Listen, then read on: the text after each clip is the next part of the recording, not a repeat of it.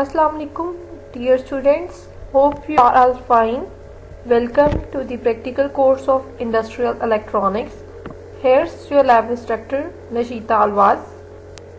Content of this presentation includes 5 different portions: lab objective, equipment needed for the experimentation, theoretical background of the experiment, lab performance part, and conclusion. The title of our today's experiment is the Introduction to Bipolar Junction Transistor, its configurations and use as a switch. Equipment needed for the experimentation are listed in this slide. Moving towards the theoretical background of this experiment, the main part of this experiment is to learn about the BJT transistors. So firstly we have to learn about the transistor device. Transistor is a type of semiconductor device. Type of semiconductor device क्यों कहते हैं? क्योंकि ये material और ये device जो है ये आपके पास सेमीकंडक्टर मटेरियल से मिलकर बनी होती है. इसके अंदर पी टाइप मटेरियल होता है, एन टाइप मटेरियल होता है. दैट्स वाई इसको सेमीकंडक्टर डिवाइस कहा जाता है या फिर टाइप ऑफ सेमीकंडक्टर डिवाइस कहा जाता है. Transistor is a type of semiconductor device that can be used to both conduct and insulate electric current or voltage. Transistor जो है वो एज अ कंडक्टर भी एक्ट करती है और एज अ इंसुलेटर भी एक्ट करती है स्पेसिफिक पॉइंट्स पर, स्पेसिफिक अकेन पर. ठीक है, आपके पास अगर आप इस पे वोल्टेज और स्पेसिफिक करंट का फ्लो करवा रहे होते हो तो ये एज अ कंडक्टर एक्ट करती है. लेकिन जैसे ही इसके अंदर आपके पास रिवर्स बायस रीजन बनता है, जैसे कि डायोड में बनता था, तो जब करंट फ्लो नहीं होता तो उस केस में ये जो डिवाइस है ये आपके पास एज एन इंसुलेटर वर्क करती है. अब अगर इसकी प्रैक्टिकल एप्लीकेशन की बात करें तो ये वोल्टेज को एम्पलीफाई करने के लिए यूज़ होती है, मीन्स बढ़ाने के लिए यूज़ होती है एम्पलीफायर के तरह. और इसके अलावा ये एज अ स्विच भी एक्ट करती है. एज अ स्विच ट्रांजिस्टर की बहुत ज़्यादा एप्लीकेशन है. In simple words we can say that a transistor is a very important device. बहुत ज़्यादा इंपॉर्टेंट डिवाइस है that is use to control और regulate the flow of electronic signals. इसके through हम लोग जो है करंट का एक पर्टिकुलर फ्लो करवा सकते हैं, करंट को एक पर्टिकुलर लेवल तक फ्लो करा सकते हैं, जिसके वजह से इसको करंट कंट्रोलिंग डिवाइस भी कहा जाता है. बीजेटीज़ की अगर मैं स्पेसिफिकली बात करती हूँ जो कि ट्रांजिस्टर के टाइप है, तो इसको यूज़ करते हुए हम वोल्टेज और करंट का एक स्पेसिफिक लेवल तक फ्लो करवा सकते हैं जब हम करवाना चाहते हैं. अगर हम नहीं करवाना चाहते, इंसुलेटर की तरफ लेके जाना चाहते हैं, तो वो भी करवा सकते हैं. ट्रांजिस्टर जो है वो आजकल के दौर में बहुत इम्पॉर्टेंट डिवाइस है, बहुत की कंपोनेंट है. उसकी रीज़न ये है कि हमारे मोबाइल फ़ोन्स में जितने भी आईसीस कनेक्टेड हैं, इस तरह से आर्डिनो एक बहुत स्पेशल कंपोनेंट जो है वो इलेक्ट्रॉनिक प्रोजेक्ट्स में यूज़ हो रहा है. उसके अंदर जितनी भी चिप्स कनेक्टेड हैं, माइक्रो कंट्रोलर्स जितने भी बन रहे हैं, मतलब जितनी भी इनोवेशंस हो रही हैं, जितनी भी ऑटोमेशंस हो रही हैं, उसके अंदर जो डिवाइसेस यूज़ हो रही हैं, जो इंटीग्रेटेड सर्किट्स यूज़ हो रहे हैं, वो बेसिकली ट्रांजिस्टर की वजह से ही है. तो अगर ट्रांजिस्टर ना होता तो इनोवेशंस जो इस लेवल तक हो रही हैं आजकल वो पॉसिबल ना हो सकती. ये 1947 में एक अमेरिकन साइंटिस्ट ने डिस्कवर किया था. डिस्कवर तो नहीं कह सकते, डेवलप किया था, क्योंकि उसने आपके पास डायोड की बेस को माइंड में रखा और देन उसने 2 डायोड्स को कंबाइन करके एक नई डिवाइस जो इन्वेंट की, जिसको आप कह सकते हैं ट्रांजिस्टर. ओके, ट्रांजिस्टर का जो स्ट्रक्चर है वो बेसिकली डिफाइंड होता है इसके रीजन्स के अकॉर्डिंग. पहली बात तो जो आपके पास ट्रांजिस्टर्स की डिफरेंट टाइप्स होती हैं, बीजीटीज होता है, एफईटीज होता है, लेकिन हमारी जो लैब में हम स्पेसिफाई कर रहे हैं वो बीजेटी ट्रांजिस्टर को कर रहे हैं. BJT transistor means bipolar junction transistor. अब बाइपोलर क्यों कहा जाता है? इसलिए कहा जाता है क्योंकि इसके अंदर होल्स और इलेक्ट्रॉन्स दोनों करंट के फ्लो में पार्ट ले रहे होते हैं. इस वजह से इसको कहा जाता है बाइपोलर जंक्शन ट्रांजिस्टर, क्योंकि इसमें होल्स और इलेक्ट्रॉन्स दोनों पार्ट लेते हैं. देन आपके पास, आपको पता है कि एन टाइप रीजन्स जो है उसके पास एक्सेस ऑफ फ्री इलेक्ट्रॉन्स होते हैं, मीन्स वो नेगेटिव कैरियर होता है। और पी टाइप मटेरियल जो होता है उसके बाद एक्सेस ऑफ फ्री होल्स होते हैं जिनको पॉजिटिव कैरियर कहा जाता है। अब बीजेटी जो होता है ना, जो हम आज की लैब में पढ़ेंगे, उसकी दो टाइप्स हैं, एनपीएन ट्रांजिस्टर और पीएनपी ट्रांजिस्टर। अभी मैं बताती हूँ आपको कि हम क्यों कहते हैं कि बीजेटी को एनपीएन ट्रांजिस्टर और पीएनपी ट्रांजिस्टर, किस तरह से हम आइडेंटिफाई कर सकते हैं कि यहाँ पर जो हमारे पास ट्रांजिस्टर गिवन है वो एनपीएन है या पीएनपी है, हमें कैसे पता चलेगा, वो अभी हम नेक्स्ट स्लाइड में देखते हैं। लेकिन फिलहाल के लिए आपके पास ये है कि बीजेटी की दो टाइप्स होती हैं, एनपीएन और पीएनपी ट्रांजिस्टर। देन अगर मैं इसके रीजन्स की बात करूं या पार्ट्स की बात करूं बाइपोलर जंक्शन ट्रांजिस्टर के, तो इसके 3 पार्ट्स होते हैं, आपको पिक्चर में भी नजर आ रहा है। इसी शेप का ट्रांजिस्टर होता है जैसा आपको पिक्चर में नजर आ रहा है, और इसके 3 पार्ट्स होते हैं, emitter, base and collector. Emitter जो है आपके पास वो कैरियर, नेगेटिव या पॉजिटिव कैरियर्स को बेस रीजन के अंदर भेजता है, जहां से वो कैरियर्स जो हैं वो कलेक्टर के पास चले जाते हैं। और बेस जो है वो कंट्रोल रीजन होता है, जब तक आप बेस पर वोल्टेजेस अप्लाई नहीं करोगे तब तक कोई करंट का फ्लो नहीं होगा, ठीक है। तो बेस जो है वो कंट्रोल रीजन है, बेस को वोल्टेज चाहिए करंट का फ्लो करवाने के लिए, जब तक बेस पे वोल्टेजेस नहीं होंगे करंट का फ्लो नहीं होगा। देन आपके पास आता है कलेक्टर रीजन। कलेक्टर जो है उन कैरियर्स को कलेक्ट करता है जो एमीटर ने बेस के थ्रू कलेक्टर को भेजे होते हैं, जिसकी वजह से फिर करंट का प्रॉपर फ्लो होता है। When we will talk about the types of BJTs, bipolar junction transistor, we have two types, PNP and NPN transistors. PNP में बेसिकली आपके पास N जो है वो सैंडविच होता है between two P elements, between two P regions, and NPN में P sandwich होता है, सैंडविच एलिमेंट होता है between collector and emitter and N type of materials. So इसको हम लोग बेसिकली शो कर सकते हैं PNP और NPN को एरो की डायरेक्शन से। अब हमें पता है कि हमारा डायोड जो है उससे मिलके आपके पास ट्रांजिस्टर बनता है, और डायोड की अगर मैं बात करूं तो डायोड के अंदर आपके पास किस तरह का सिंबल होता है, बेसिकली डायोड का इस तरह का सिंबल होता है, और ये वाली साइड जो होती है वो डायोड की एनोड होती है, ये वाली साइड डायोड की कैथोड होती है, मींस ये नेगेटिव और ये पॉजिटिव। तो जो करंट फ्लो होता है वो एनोड से कैथोड की तरफ हो रहा होता है फ्लो, एनोड यहाँ होता है कैथोड यहाँ होता है, तो एनोड से कैथोड की तरफ करंट जो है वो फ्लो हो रहा होता है।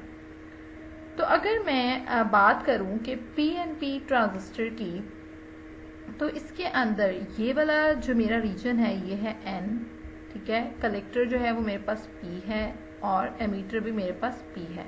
तो डेफिनेटली जिस तरह से इसके अंदर ये जो P होता है टर्मिनल, ये पॉजिटिव होता है, एनोड जो है वो पॉजिटिव होता है, तो ये P साइड होती है डायोड की, और ये वाला जो नेगेटिव होता है कैथोड बेसिकली वो N साइड होती है। तो डायोड के अंदर भी क्योंकि P से N की तरफ करंट फ्लो हो रहा होता है, एनोड से कैथोड की तरफ करंट फ्लो हो रहा होता है, पॉजिटिव से नेगेटिव की तरफ करंट फ्लो हो रहा होता है। सिमिलर केस इसी तरह से आपके ट्रांजिस्टर में भी होना है। आपके क्या होगा कि यहाँ पे ये N है, ये P है और ये P है, तो P से N की तरफ करंट जो है वो फ्लो होगा, इसलिए एरो की डायरेक्शन यहाँ पर ये है। जबकि NPN ट्रांजिस्टर में जब आपके पास बेस जो है वो P है, कलेक्टर जो है वो N है, एमीटर भी N है, तो जो आपके पास ये जो ट्रांजिस्टर होगा उसमें फिर आपके पास P से N की तरफ करंट फ्लो होगा। जैसे एक इस ट्रांजिस्टर में जिस तरह से P से N की तरफ करंट फ्लो होगा, क्योंकि आपका डायोड जो है उसने P से N की तरफ करंट को फ्लो करवाना है, तो उसी प्रिंसिपल को आप कंसीडर P से N की तरफ एक एरो लगा दोगे। तो NPN के केस में इसलिए डाउनवर्ड एरो होता है, PNP के केस में अपवर्ड होता है, क्योंकि इसमें करंट की डायरेक्शन इस तरह से है, इसमें करंट की डायरेक्शन P से N इस तरफ को है, इसलिए। एनपीएन ट्रांजिस्टर स्ट्रक्चर की अगर मैं बात करूं तो अभी हमने डिस्कस किया है कि कलेक्टर, बेस और एमीटर 3 रीजन्स होते हैं। कलेक्टर जो है वो लाइटली डॉप्ड होता है। कलेक्टर को लाइटली डॉप्ड इसलिए कहा जाता है क्योंकि इसमें less number of free electrons होते हैं। इसके अलावा ये जो है ये अगर मैं इसकी थिकनेस की बात करूं तो ये सेंटर में मतलब मॉडरेट लेवल पे लाई कर रहा होता है, ना तो ये बहुत बड़ा रीजन होता है ना ही ये बहुत थिन सा रीजन होता है, बल्कि ये मॉडरेट लेवल का रीजन होता है। और इसके अंदर लाइटली डॉप्ड होता है ये रीजन कि इसके अंदर less number of free electrons होते हैं। देन आपके पास आता है base region. Base region extremely lightly doped region होता है क्योंकि इसके अंदर होल्स होते हैं, फ्री इलेक्ट्रॉन्स नहीं होते और ये बहुत थिन सा रीजन होता है। उसके रीजन अभी हम डिस्कस करते हैं कि क्यों ये थिन सा रीजन होता है। अगर ये ज़्यादा बड़ा रीजन हो तो ऐसा होता है कि जो इलेक्ट्रॉन्स एमीटर दे रहा होता है वो कलेक्टर तक पहुंच नहीं सकते, बल्कि सारे बेस के अंदर ही जो है बॉन्डिंग बना देते हैं। इस वजह से इस रीजन को हम बहुत छोटा सा थिन सा रखते हैं कि जो आपके इलेक्ट्रॉन्स हैं वो एमीटर से पास होकर कलेक्टर तक पहुंच जाए और करंट का फ्लो हो। और ये रीजन जो है वो थिन होता है और लाइटली डॉप्ड होता है। लाइटली डॉप्ड का मतलब ये है कि इसके अंदर लेस नंबर ऑफ इलेक्ट्रॉन्स होते हैं, सिर्फ होल्स होते हैं। देन आपके पास आता है इमीटर। इमीटर एक तो हैवीली डॉप्ड होता है, इसके अंदर एक्सेस ऑफ फ्री इलेक्ट्रॉन्स होते हैं। इसके अलावा ये बहुत वाइड रीजन होता है, बड़ा रीजन होता है as compare to collector and base. So अब हम मूव करते हैं वर्किंग ऑफ अ ट्रांजिस्टर पे। तो मैंने क्या किया है कि मैंने एमीटर, बेस और कलेक्टर का जो रीजन गिवन था उसको कंबाइन किया है और उस ट्रांजिस्टर पे एक बैटरी अप्लाई कर दी है, ये वाली। अब अगर मैं बैटरी की बात करूं तो बैटरी के अंदर मेरे पास जो है गिवन है पॉजिटिव और नेगेटिव पोटेंशियल।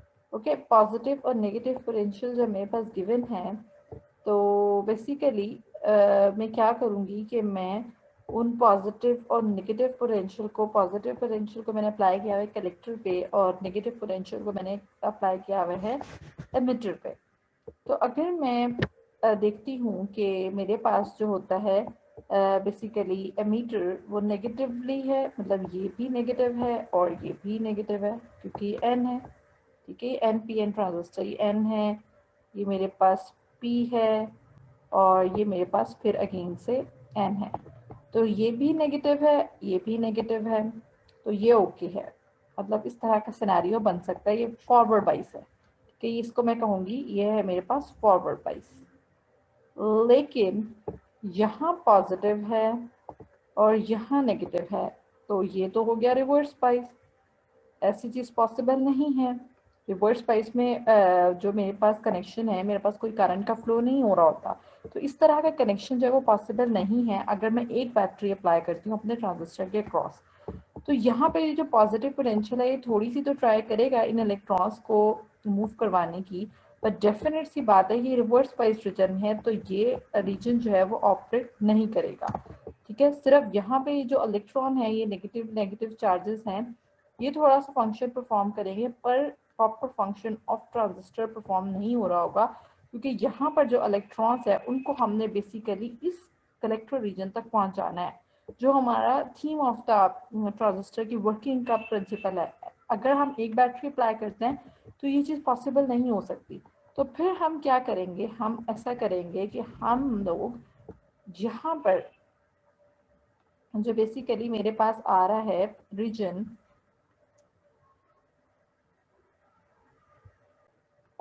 उस पर हम क्या करेंगे, हम लोग एक और बैटरी दे देंगे। जैसे मैंने यहाँ पे बैटरी दी है, बेस से उसका पॉजिटिव टर्मिनल अटैच होगा। ठीक है, तो और जो नेगेटिव टर्मिनल है वो अगेन इस एमीटर से के नेगेटिव टर्मिनल से अटैच होगा। तो क्या होगा, एक बैटरी हमने कम पोटेंशियल की यहाँ अप्लाई कर दी, एक बैटरी हमने कम ज़्यादा पोटेंशियल की यहाँ पर अप्लाई कर दी। अब यहाँ पर ये जो पॉजिटिवली चार्जेस होंगे पोटेंशियल देंगे इस तरह से। ठीक है, ये पोटेंशियल जो है वो इस तरह से मिलना शुरू हो जाएगा। अब इन इलेक्ट्रॉन्स को पोटेंशियल मिला तो ये इलेक्ट्रॉन्स के पास काइनेटिक एनर्जी आ गई। इन इलेक्ट्रॉन्स में से जिन इलेक्ट्रॉन्स की काइनेटिक एनर्जी ज्यादा होगी वो फ्लो होके इस जगह पर आ जाएंगे, और जिन इलेक्ट्रॉन्स की काइनेटिक एनर्जी कम होगी वो इन होल्स के साथ अपना बॉन्ड बना लेंगे।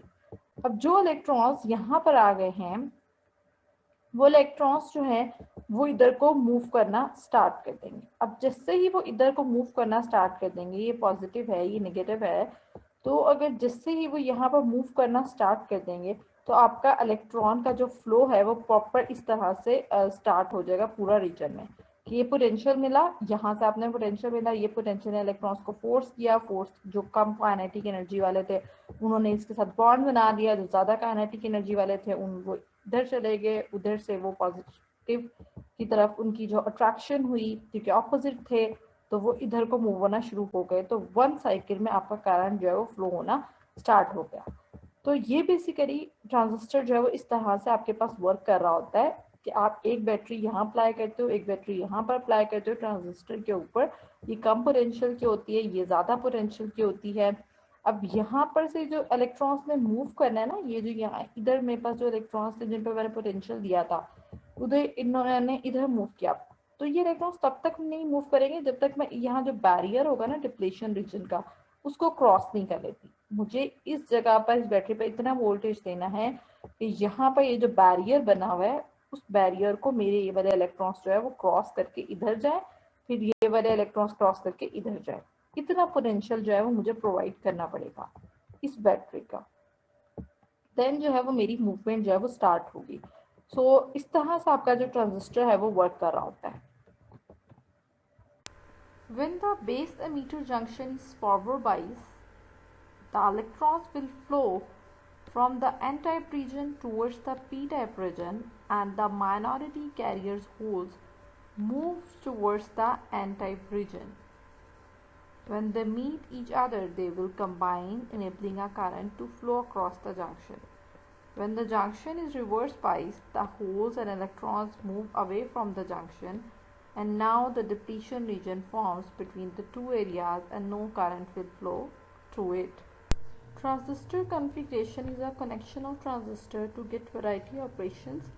Three types of configuration are basically right there: common base configuration, common emitter configuration, and common collector configuration. First one is the common base configuration. In the common base configuration, base terminal is common point for input and output. As you can see in the picture, हम input ले रहे होते हैं ammeter based reason से और output को major कर रहे होते हैं कलेक्टर बेस्ड रीजन से। तो बेस जो है वो कॉमन पॉइंट होता है। Not applicable as an amplifier because the relation between the input current जो आई ई होता है emitter current and the current gain collector current is approximately 1. Common emitter configuration. Emitter terminal is the common terminal for input and output circuit. Input is basically applied on base emitter junction and the output will be analyzed on collector and emitter region. Common emitter configuration mostly applied in practical amplifier circuits since it provides good voltage, current and power gains. Common collector configuration. The input signal is applied to the base terminal and the output is taken from the emitter terminal. Collector terminal is common to the input and output of the circuit. Basically, collector common point है। Input आप apply कर रहे होंगे base पर और output ले रहे होंगे एमीटर के टर्मिनल से, मीन्स एमीटर कलेक्टर पर आउटपुट होगी और बेस कलेक्टर पर इनपुट होगी। अगर हम बात करते हैं ट्रांजिस्टर एज अ स्विच की, सबसे पहले हम लोग जो है वो इस तरह का एक सर्किट बनाएंगे, ठीक है। इसमें ये एक ट्रांजिस्टर अटैच है, ये इसकी जो लाइन है वो बेस है, ये एमिटर है, ये कलेक्टर है, ठीक है। तो आप बेस पर एक आरबी एक रेजिस्टर अटैच करोगे, ठीक है, आरबी रेजिस्टर एक अटैच करोगे और एक सप्लाई आपने वीबीबी यहाँ पर दी हुई है। फिर आपने कलेक्टर के साथ भी एक रेजिस्टर अटैच की आरसी और इसके साथ भी सप्लाई दी वीसीसी। अब जब तक आप बेस पर वोल्टेजेस नहीं दोगे सी और ई, मतलब कलेक्टर और एमीटर के दरमियान कोई आप लोगों के पास जो है ना वोल्टेजेस का, चार्जेस का फ्लो नहीं होगा, VCE आपको नहीं मिलेगा, या फिर जो मिलेगा वो VCC जितना ही मिलेगा। जैसे ही आप बेस पर वोल्टेजेस दोगे तो सर्किट में से करंट फ्लो होगा, इलेक्ट्रॉन्स फ्लो होंगे, जब फ्लो होंगे तो आपको VCE ड्रॉप जो है वोल्टेज का वो मिलेगा। ठीक है, तो बेसिकली क्या होता है, दो पोर्शन है सर्किट के, एक ये पोर्शन है और एक ये पोर्शन है। तो ये वाला पोर्शन है, इसमें VBB है, बेस के क्रॉस वोल्टेज है, RB एक रेजिस्टर है, बेस रेजिस्टर, और ये जो आपका ट्रांजिस्टर है। अगर मैं इस वाले पोर्शन पे अप्लाई करती हूँ KVL तो आपके पास इक्वेशन बनेगी VBB equals to IB RB plus VBE। ठीक है, अब बेसिकली आपके पास जब तक ये वोल्टेजेस जो V इन है मेरे पास वो ग्रेटर देन 0.7 नहीं होगा, यहाँ से कोई करंट फ्लो नहीं होगा। जैसे ही ग्रेटर देन 0.7 होगा बेस का वोल्टेज या फिर इनपुट वोल्टेज, तो आपके पास करंट फ्लो होगा और कलेक्टर और एमीटर के क्रॉस वोल्टेज आपको दिखने में मिलेगा। जब तक वोल्टेज सप्लाई यहाँ पे बैटरी पर नहीं होगी 0.7 से ज़्यादा, तो आपको बेस करंट फ्लो नहीं होगा। उसकी रीज़न ये है कि आपको पता है कि जो सिलिकॉन डायोड होता है उसका बैरियर पोटेंशियल 0.7 होता है। जब तक आपका डायोड कंडक्ट नहीं करता, जब तक उस बैरियर पोटेंशियल को क्रॉस नहीं कर लेता। तो हमें पता है कि ट्रांजिस्टर जो है वो डायोड से मिलकर बना है, तो ट्रांजिस्टर के केस में भी जब तक ट्रांजिस्टर वर्क नहीं करेगा, जब तक 0.7 का बैरियर पोटेंशियल जो है क्रॉस नहीं हो जाता। तो जिससे ही आपने VBB दिया इक्वल्स टू IBRB, IB क्यों, क्योंकि VBB की वजह से जो इस सर्किट में से करंट फ्लो हो रहा है वो IB है, बेस करंट है। अब वो करंट फ्लो हो रहा है रेजिस्टर बेस से, तो आप IBRB लिख दोगे प्लस VBE।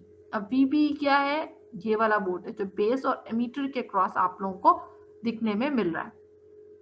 उसके बाद अगर मैं बात करती हूँ इस वाले पोर्शन की, सेकेंड पोर्शन की, इस पे मैं KVL अगर अप्लाई करती हूँ तो KVL किस तरह से आएगा, VCC ICRC, बेस की वजह से आपके if I have applied the KVL across this circuit then VCC equals to ICRC। IC अब यहाँ पे क्यों आया है, क्योंकि रेजिस्टर RC से जो करंट फ्लो हो रहा है वो कलेक्टर करंट है। ठीक है, तो हम लोग लिखेंगे कि ये जो इस रेजिस्टर के क्रॉस ड्रॉप आ रहा है वो होता है, आपको पता है according to Ohm's law V equals to IR। तो अगर मैंने इसके क्रॉस वोल्टेज ड्रॉप निकालना है तो क्या होगा, करंट यहाँ से फ्लो हो रहा है ICRC प्लस VCE। ठीक है, ये है मेरा VCE, तो वो आ गया।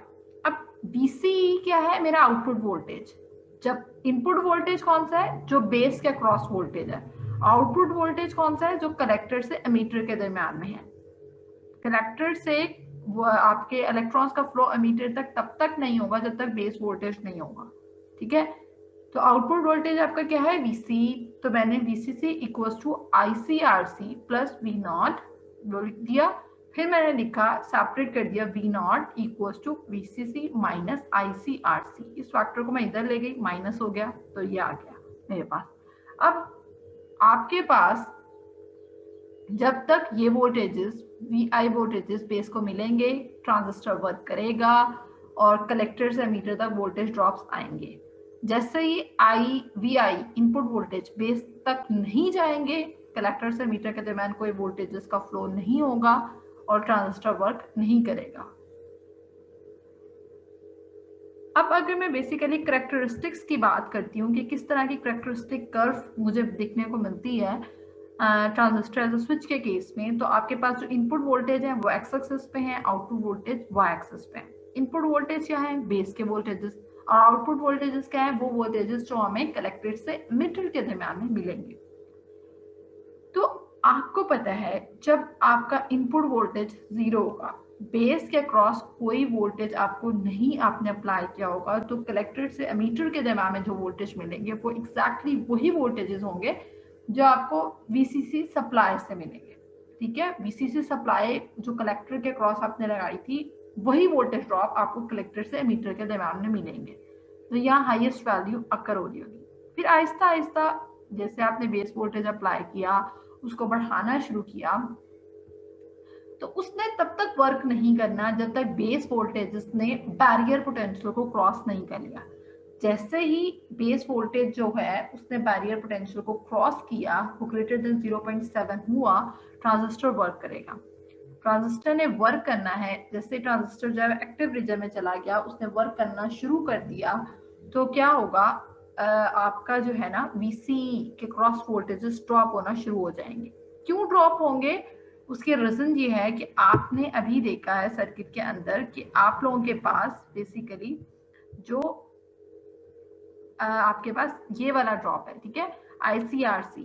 अगर आपके पास IB नहीं होता तो IC IB की वजह से फ्लो हो रहा है, IC नहीं होगा, ठीक है। अगर IC नहीं होगा, IC 0 होगा, तो VCC इक्वल टू VCE आ जाएगा। VCE क्या है? Output voltage. अगर बेस करंट फ्लो नहीं होता, अब बेस करंट क्यों फ्लो नहीं होगा? बेस करंट अब फ्लो नहीं होगा जब तक बेस पे वोल्टेजेस नहीं है। जैसे ही बेस को वोल्टेजेस मिलेंगे, आपका जो क्या कहते हैं, बेस करंट फ्लो होगा और फिर कलेक्टर करंट फ्लो होगा। अगर बेस को वोल्टेज नहीं मिलते तो IB भी नहीं होगा, IC भी नहीं होगा। अगर बेस को वोल्टेज नहीं मिलते तो IB 0, IC 0। जब IC 0 तो ये फैक्टर 0, तो VCC equals to VCE। VCE क्या है? आपका आउटपुट वोल्टेज। तो आउटपुट वोल्टेज उस केस में जब बेस करंट 0 है, VCC सप्लाई के इक्वल होते हैं। लेकिन जैसे ही आप लोग वोल्टेजेस को बढ़ाते हो, बेस के वोल्टेज को बढ़ाते हो, और बेस का जो वोल्टेज है वो 0.7 को क्रॉस करता है, तो वो बेसिकली एक्टिव रीजन में आ जाता है जिसमें ट्रांजिस्टर वर्क करता है। और आहिस्ता आहिस्ता फिर वो ड्रॉप होता है वोल्टेज का, वो माइनस होता है, तो वोल्टेजेस वी आउट के जो है कम होना शुरू हो जाते हैं। लेकिन एक पॉइंट ऐसा आता है कि आप बेस के वोल्टेजेस 0.7 से ज्यादा भी हो, तब भी ट्रांजिस्टर के क्रॉस उतना ही ड्रॉप होगा जितना पहले था। मतलब VCC के जो आप लोगों के पास ड्रॉप हो रहा था VCE का, और आउटपुट वोल्टेजेस जो आपको मिल रहे थे, वो वोल्टेज कांस्टेंट मिलना शुरू हो जाए।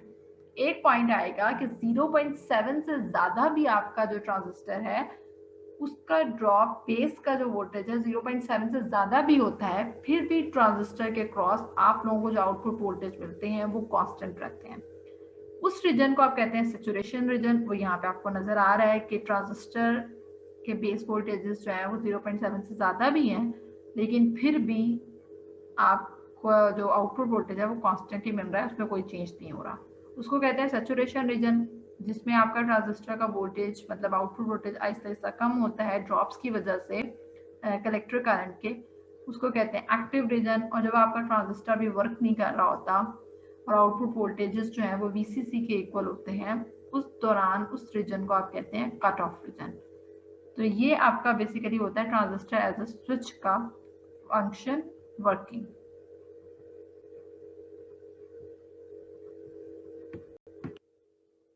ये हमारे पास जो है सर्किट है ट्रांजिस्टर एज अ स्विच का, ठीक है। आप लोगों ने थ्योरेटिकली भी इसको देखा हुआ है। तो इसके अंदर बेसिकली होता क्या है, ये ट्रांजिस्टर है, ठीक है, NPN ट्रांजिस्टर है। इस तरफ को इसका एरो है क्योंकि ये आपके पास, आपको पता है कि ये अगर P होगा तो N डायोड में P से N की तरफ करंट फ्लो हो रहा होता है। तो NPN ट्रांजिस्टर में इस तरह से हम एरो शो करते हैं। तो एक NPN ट्रांजिस्टर है, ये इसका कलेक्टर है, ये इसका एमीटर है, ये इसका बेस है, ठीक है। बेस से मैं एक रजिस्टर दे रही हूँ, अटैच कर रही हूँ, कलेक्टर से भी एक रजिस्टर अटैच की है, और एमीटर के साथ एक LED अटैच की हुई है, ठीक है। और कलेक्टर पे मैंने सप्लाई दी, बेस पे मैंने सप्लाई दी। जब बेस पे मेरे सप्लाई आएगी तो कलेक्टर वाले जो वोल्टेजेस हैं वो एमीटर पे पास आउट होंगे, और देन आपके पास LED ऑन हो जाएगी। अगर बेस के ऊपर सप्लाई नहीं होगी, बेस के ऊपर सिग्नल नहीं होगा, तो कलेक्टर वाले जो वोल्टेजेस हैं वो एमीटर पे पास आउट नहीं हो सकेंगे, तो LED तक नहीं पहुंच सकेंगे, LED ऑन नहीं होगी। इसलिए हम कहते हैं ट्रांजिस्टर जो है एज अ स्विच वर्क कर रहा होता है कि अगर मैं स्विच को ऑफ कर दूं तो ये सप्लाई वोल्टेजेस बेस पर आएंगे, कलेक्टर से वोल्टेजेस एमीटर पे पास होंगे, LED ऑन हो जाएगी, ठीक है। अगर मैं ऑन कर दूं स्विच को, ऑफ कर दूं मतलब ओपन कर दूं, तो ये वाले वोल्टेजेस बेस तक नहीं पहुंच सकेंगे, कलेक्टर से एमीटर तक वोल्टेजेस नहीं आएंगे, LED ऑन नहीं होगी। इसी चीज को मैंने यहाँ पे इम्प्लीमेंट किया हुआ है कि आपका ये ट्रांजिस्टर है, ठीक है, ये इसके एमीटर टर्मिनल है, ये कलेक्टर टर्मिनल है, और ये बेस टर्मिनल है। जो बेसिकली आप विद रिस्पेक्ट टू वोल्टेजेस जो है वो मैयर करते हो। ठीक है, ये फर्स्ट वन एमीटर है, सेकंड कलेक्टर है, देन बेस है। कलेक्टर पे हमने एक रजिस्टर अटैच की हुई है, बेस पर भी हमने एक रजिस्टर अटैच की हुई है। ठीक है, सप्लाई हम दे रहे हैं यहाँ पर डीसी पावर सप्लाई के थ्रू। ये पॉजिटिव जो है उसको मैंने पॉजिटिव वायर यहाँ पर अटैच कर दी है। ठीक है, क्या कहते हैं आप लोगों के बेस कलेक्टर टर्मिनल पर कलेक्टर रजिस्टर के साथ, और नेगेटिव टर्मिनल जो है वो सप्लाई का मैंने एलईडी के साथ अटैच किया हुआ है। ठीक है, एमीटर के साथ मैंने एक एलईडी अटैच की हुई है उसके साथ सीरीज के अंदर, और कलेक्टर पर भी मैंने एक रजिस्टर अटैच की हुई है और बेस पर भी मैंने एक रजिस्टर अटैच की हुई है। अब जैसे ही यहाँ पर मैं बेस पर supply voltages DC power supply से अप्लाई करती हूँ, जिससे 7 वोल्टेजेस यहाँ पर नजर आ रहे हैं। ठीक है, ये जैसे ही मैं अप्लाई करती हूँ बेस पर ट्रांजिस्टर की, तो एलईडी ऑन हो जाती है, जैसे कि इस वीडियो में इस टाइम पर है। अब जैसे ही मैं इसको डिस्कनेक्ट कर देती हूँ सप्लाई को रिमूव कर देती हूँ, तो आपके पास जो है वो एलईडी ऑफ हो जाएगी।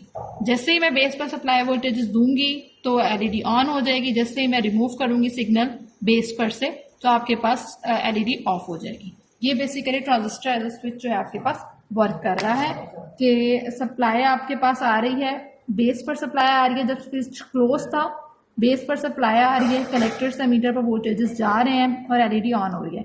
जैसे स्विच को ओपन किया, बेस पर सिग्नल नहीं आया, कलेक्टर से मीटर पर वोल्टेजेस नहीं गए और एलईडी ऑन नहीं हुई। तो ये आपका ट्रांजिस्टर एज अ स्विच का एक्सपेरिमेंट होता है। From this lab, we have learned about the basics of the transistor, types of the transistor, types of BJT, and how we can use the transistor as a switch.